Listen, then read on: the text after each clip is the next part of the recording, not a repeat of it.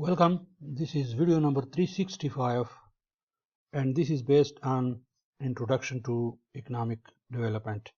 Yesterday in previous video, that is in video 364, I discussed the difference between economic growth, economic development and sustainable development. In today's video, I am focusing more on economic development and its related detail.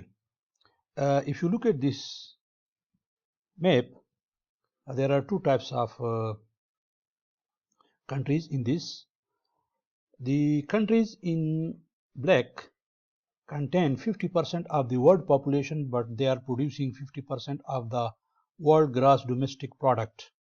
Whereas the countries in dark gray color contain 50% of the world population, but they produce less than 15% of the world GDP. So it means there is inequality. In some part of the world, population is less, but they produce more. In the other part of the world, there is more population, but they produce less. Let me start with the definition of economic development. And during the 1950s, economic development in strict economic terms meant that it is the capacity of a nation to generate and sustain an annual increase in its gross national product of 5 or above percent. There are two traditional economic measures. One is GDP and one is GNP. GNP is the market value of all final goods and services produced in a country within a given period of time. Whereas GDP is the market value of all final goods and services produced within a country in a given period of time. So the difference between the two is that GNP is equal to GDP plus net income from abroad. So if you reshape this, if you manipulate this equation, then GDP is equal to GNP minus net income from abroad. The common alternative index is that that of the rate of growth of income per capita, or per capita GNP. Per capita GNP is the per capita value of all final goods and services which are produced by permanent residents of a country in a given period of time. And this is converted to US dollars using the current exchange rate. We also have PPP measure, which means purchasing power parity, and it means the number of units of a country's currency which is required to purchase the same basket of goods and services in the local market that a US $1 would buy in USA. Under the purchasing power parity, exchange rate should be adjusted to equalize the price of a common basket of goods and services across countries. Pennsylvania Watt tables rank countries using the purchasing power method. Here is a list of some countries based on exchange rate and purchasing power parity, and this is GNP per capita in US dollars. So some of them are developed countries and some are less developed countries. Now there are some problems which are concerned with the problems of measurement, and that is underreporting of income by developing countries, and high proportion of income is generated for self-consumption. Then there is prices of non-traded goods which are not appropriately reflected in exchange rates, and end markets are not competitive and externalities are not reflected. The technology gap refers also to the gap in the access to and knowledge about technology.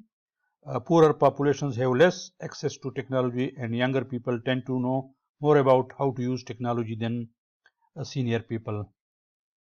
During the 70s, the definition of economic development changed, and there was the dethronement of GNP in the 1970s, and there was an increasing emphasis on redistribution from growth. So the emphasis was shifted from growth to redistribution.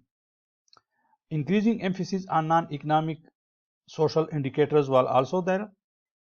Economic development consists of the reduction or elimination of poverty, inequality, and unemployment within the context of a growing economy. So this is what the meaning of development was understood during the 1970s. A resource frontier contains natural resources. Human goals of economic development, and here we use Amartya Kumar Sen's capabilities approach. And under this approach, economic growth is not an end in itself and has to enhance the lives people lead and the freedoms that they enjoy. Capability to function is what matters for status as a poor and non-poor person, and it goes beyond availability of commodities. And capabilities include freedom that a person has in terms of the choice of his functionings. Functionings is what a person does with the commodities of given characteristic that they possess or control. Similarly, special economic zones offer incentives for foreign businesses. In China, for example, many foreign companies have established headquarters in these special economic zones. The idea that an abundance of both fossil fuels and alternative energy is available throughout the world and that these resources can be shared is the fundamental principle of the optimistic view. The concept of functionings reflects the various things a person may value doing. Therefore, development cannot focus only on income, but we also need to look at other factors impacting a person's capability to function. Sen traced 5 sources of disparity between real income and actual advantages. Number 1, personal heterogeneities, environmental diversities, social climate variations, differences in rational perspectives and distribution within the family. In 1991, the World Bank asserted that the challenge of development is to improve the quality of life. So, during the 90s, the meaning of development was shifted to the improvement of the standard of living of people. The improved quality of life involves higher incomes, better education, higher standards of health and nutrition, less poverty, a cleaner environment, more equality of opportunities, greater individual freedom, and a richer cultural life. Standard of living is a measure of wealth and personal enjoyment that a person experiences. A basic industry is one in which most of the goods or services produced are exported out of the geographic region. And there are some economic factors of development, which includes capital, that is physical capital, human resource or labor, natural resources, technology, and well-established markets that of labor, financial markets, and product market or goods market.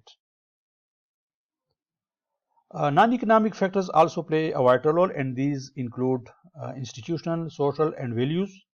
So it constitutes attitudes towards life and work, public and private structures, cultural traditions, systems of land tenure and property rights, and integrity of government agencies, better governance, and so on. According to Michael Tudero, economic development can be defined as a multidimensional process which involve changes in social structures, popular attitudes, and national institutions, as well as the acceleration of economic growth, the reduction of inequality, and the eradication of poverty. So, development is both a physical reality and a state of mind for attaining a better standard of living.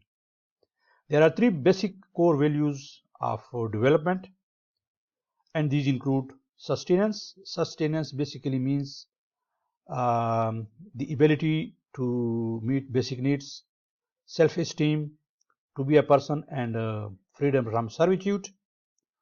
I'll present a separate video on the explanation of these core values.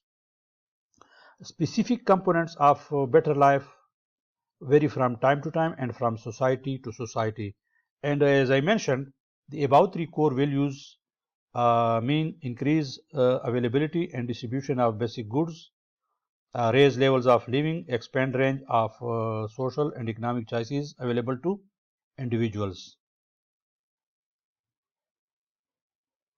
Human Development Index, there are three groups of what countries which are classified on the basis of HDI. There is low human development, and this index ranges between 0 and 0.099. Then there is a medium human development, and that varies from 0.5 to 0.799, and high human development index means it ranges from 0.80 to 1. So there are some examples of the countries which are ranked on the basis of HDI and GDP ranked HDI rank of these countries. Thank you very much for watching this video. If you haven't yet subscribed to this video, kindly subscribe to this channel, and do not forget to click on the bell icon so that you can get notification about my other videos that I'll upload for you. Thanks.